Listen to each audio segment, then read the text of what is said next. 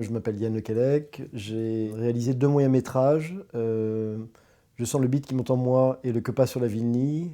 qui ont eu la chance de circuler pas mal en festival, que ce soit le festival de Cannes, la quinzaine des réalisateurs, le festival de Locarno, pour lesquels j'ai pu avoir le prix Jean Vigo, donc j'ai eu beaucoup de chance là-dessus, et qui sont sortis en salle en 2014,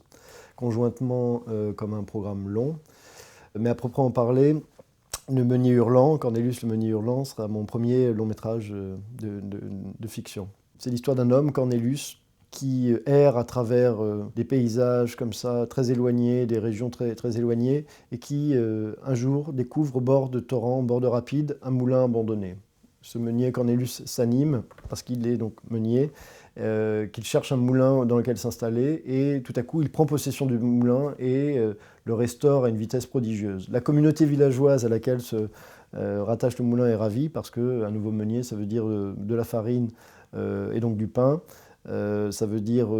des tuiles de bois bien coupées pour le toit. Donc cette communauté un peu au bord du monde comme ça est ravie de l'accueillir dans un premier temps. Sauf qu'assez rapidement, elle s'aperçoit que ce meunier a une particularité, c'est que quand la nuit arrive, il se met à hurler. Il hurle comme un loup, et les loups hurlent, et les chiens hurlent, et les gens ne peuvent plus dormir. Et donc, assez rapidement, la bienveillance va se transformer en une forme d'inquiétude, voire d'hostilité. Et le film raconte la trajectoire et la rencontre difficile de cet homme un peu étrange, venu d'ailleurs, cet étranger, et, euh, son intégration possible ou pas au sein de la communauté villageoise, sachant qu'au sein de cette communauté villageoise, une femme, Carmen, va tomber amoureuse de ce meunier et tenter de rendre possible cette cohabitation.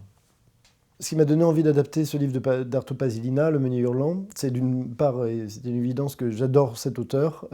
Pasilina, parce que c'est quelqu'un qui travaille des thèmes que moi-même j'ai essayé d'approcher dans mes films précédents. C'est quelqu'un qui travaille vraiment la question du burlesque, c'est-à-dire que c'est des personnages qui en général s'expriment beaucoup, bien sûr par leurs mots, mais aussi par leur corps. C'est quelqu'un qui entretient un rapport dans son œuvre très fort à la nature. Pasilina lui-même a été braconnier, a été bûcheron, enfin. Et puis, c'est quelqu'un qui interroge beaucoup la singularité des corps, mais aussi des personnalités. Cornelius est pour moi un personnage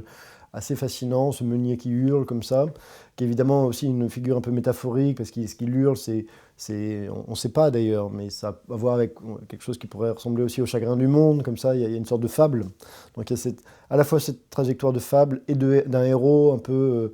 bigger than life, comme disent les anglo-saxons, mais comme ça, très, très, très charismatique,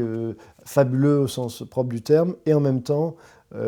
très incarné, c'est-à-dire qu'on n'est pas juste dans le livre d'images ou dans le conte. Il y a, en tout cas dans l'adaptation que je souhaite en faire, cette volonté que les choses s'incarnent, qu'il y a une forme de sensualité du film, de sensualisme du rapport à la nature, etc. etc. C'est vrai que depuis mes premiers moyens-métrages, j'ai eu envie de travailler avec des gens qui ne sont pas tous des acteurs de cinéma au départ, qui sont des gens qui ont un rapport très très fort au corps, que ce soit des danseurs, notamment issus de la danse contemporaine, comme Rosalba Torres Guerrero pour mon premier film qui avait dansé Alain Platel, Anne-Theresa de Karsmaker, ou des sportifs, j'ai travaillé avec Bernard Hinault par exemple, également des gens issus du cirque, et ce sera aussi le cas donc pour Cornelius Le Meunier Hurlant, pour lequel l'acteur principal est issu lui-même du domaine du cirque, et plus généralement, j'ai très envie, à travers une collaboration par exemple avec Johan Bourgeois, qui est un scénographe, qui est entre la danse, enfin entre un travail à la fois scénographique et chorégraphique, d'ouvrir mon cinéma à des gens qui ont un rapport très fort au corps, comme c'est souvent le cas dans le burlesque, c'est-à-dire qu'à un moment donné, qui ont des sortes, pour parler un peu naïvement, comme ça, de super pouvoirs, qui, pour moi, peut créer une forme d'émerveillement que je retrouve très souvent quand je vais à la danse, enfin voir des spectacles de danse contemporaine ou certains spectacles de cirque, et que j'ai envie, non pas de les filmer tels quels, mais disons de prendre certaines caractéristiques pour nourrir les films que j'ai envie de faire, et notamment Cornelius, Le Meunier Hurlant, quoi. Voilà, donc c'est vrai que dans le film, il y aura des acteurs de cinéma, des gens issus du cirque, notamment du cirque contemporain, de la danse, des sportifs. Et l'idée pour moi, c'est de travailler et de constituer une forme de troupe